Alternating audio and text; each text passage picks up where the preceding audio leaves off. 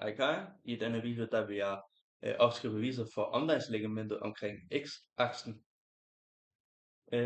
Og grunden til, at vi bruger det bevis, er på grund af, at når vi har en funktion, som for eksempel i det her bevis bliver kaldt fx, og vi ved, at den har et interval mellem a og b, og vi ved også, at vi skal kigge på omdrejningslegamentet, at det så drejer 360 grader rundt, så er det, at vi kan bruge formlen, der hedder vx, og kan sige vx, det er fordi det er volumen rundt om x-aksen, det er så på y-aksen, så må sige v y, men det gør vi ikke lige i dag.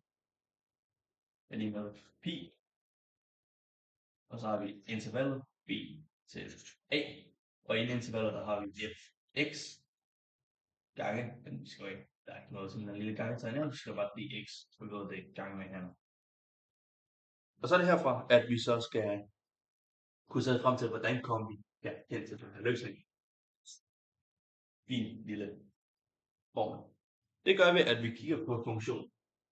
Det gør vi ved at vi sætter op i et koordinatsystem, og så vi indtegner. Vi indtegner fx. Lad os bare sige, at den går sådan her. Det var så fx. På grund af, at vi ved, at den drejer 360 grader rundt, så hvis vi tager et lille stykke her, så ved vi, at det stykke drejer hele vejen rundt også, at det så er en cylinder. Så derfor kan vi bruge formlen for cylinder til at finde frem til, eller til at starte os til at komme hen til vores endelige mål, hvilket er blevet den formel. Og formlen for cylinder, det er volumen er lige med pi gange r i anden, også kaldet diameter, men her du bruger bare r i anden, gange h. Herfra, så skal vi så prøve at finde frem til, hvor kan vi se r og h, ved jeg hvad pi er jo. Og der, hvis vi kigger, og vi lige drejer hovedet en lille smule, så kan vi se, at det her, det er jo cylinderen. Så vi lige kan tegne herover, vi bare lige tipper den. Det er glemt cylinder, jeg ved det godt. Men så kan vi se, at den her længde der, det er jo den samme her, og det er jo på overfladen. Så det må være vores r i anden. Og så halvdelen af den, det vil være vores r. Så vi kan skrive her, at r er her. Og så kan vi se, at den går fra x-aksen op til vores funktion. Så det vil give den værdien r er lige med f x i, og i er grund af, det er præcis. Herfra så kan vi så se, at h, det er så en anden, og h, det er værdien mellem de to punkter på x. Det vil sige, at h er lige med delta x. Nu når vi har det, så kan vi sætte ind på formlen. Så der kan vi sige, at herover i integration, så har vi, at vx, vil vi bare lige kalde det lige nu, er lige med i gange fx i anden gange delta x. Og det kan tydeligt ses. Ja, det vil jeg da sige, det kan. Herfra, så er det så, at vi indsætter sumtegn og skalor sigma. Og så skriver vi op, at vi siger, at x er lige med sigma. Og oven på sigmaet, der sætter vi n, fordi n er antallet af skiver, men grund af, at vi har uendelig mange skiver, cylinder, så gør det, at vi bare sætter n ind for, fordi det var et fyldenummer, for det er uendeligt. Hvis vi gerne vil få 100 skiver, så vil vi skrive 100 ind. Og så siger vi, i er lige med 1 nedenunder, fordi det er i af vores fxi er startpunktet for, hvor mange skiver vi tæller fra til. Og så indsætter vi resten af vores funktion, men udregning. Så det er pi gange fx i anden. Og det er vigtigt, at vi sørger for, at i anden er uden for parentesen og ikke inde i den, fordi det er en fejl, der kan ske. Snakker ud fra erfaring. Gange delta x. Herfra, der kan vi så indsætte en grænseværdi. Og grunden til, at vi indsætter en grænseværdi, det er, fordi når der er indsat en grænseværdi, så sker der en ændring, som så leder os frem til her, så op til vores mål. Så det vi indsætter, der vi siger, vx er lige med en vel, som jeg godt vil kalde det. Hvor nedenunder, så står der delta x med en pi mod 0. Og det er fordi delta x går uendelig så tæt på 0 som muligt, uden at række vores ramme 0, så vores skiver er uendelig tynde, og det kommer til at påvirke vores delta x senere.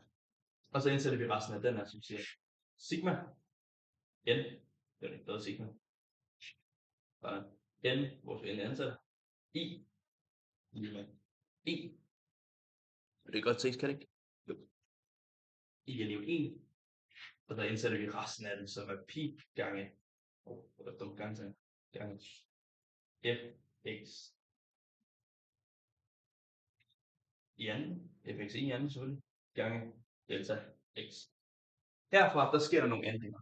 Det første, der sker, det er, at det kan være, der samme skrive hernede, det er, at de her to her, de slår sig sammen, fjerner noget fra hinanden, og det giver os integraltegnet, som vi så kan bruge. Never come down to sådan, der er integraltegn. Og en anden ting, der også sker, det er, at vi har delta x går så tæt på 0 som muligt, så gør det, at vores delta x bliver en meget lille værdi, som vi så kalder for dx. Og en anden ting, vi nu kan sige, det er, at vi kan tilføje b og a, fordi nu har vi at muligheden for at kunne sætte det mellem to værdier, for at kigge på vores overegnede funktion. Så det siger vi b og a, og så indsætter vi resten, vi siger, det bliver i gange fx. Og en anden ting, der sker, det er, at vores fx i anden bliver til fx, fordi vi nu arbejder med hele funktion. Fx gange delta, eller ikke delta, det var det, der var sjovt, det bliver til dx. Nu er det der, jeg opdager, at jeg muligvis har lavet en fejl. Det har jeg rent faktisk glemt. Det er godt, jeg sætter det nu, og ikke efter jeg afleverer det, at den her rent faktisk skulle være i anden. Godt, jeg opdagede det nu. Så den er nemlig også i anden. Men det er kun i, der er ikke, fordi det ikke længere er præcis. Men det var godt, jeg opdagede det. Nå. Og herfra, så ser du til, at de minder jo meget om hinanden.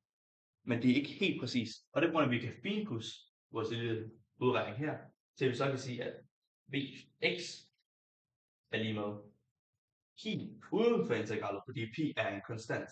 Pi er den eneste, der ikke ændrer sig. Den har ikke ændret sig på noget som helst tidspunkt. Og så indsætter vi integralet, så vi siger integraltegn b til a, og så indsætter vi resten ved at sige f x og i anden, og så dx. Og det er sådan, vi kommer hen til beviset for omdrejningslængden om x-aksen ved at bruge cylinderformen, kigge på grænseværdien, kigge på sumtegn af grænseværdi, og så udnytte det til at så kunne komme hen til den her. Tak fordi du så med, Karin. Så vi ser det bedre.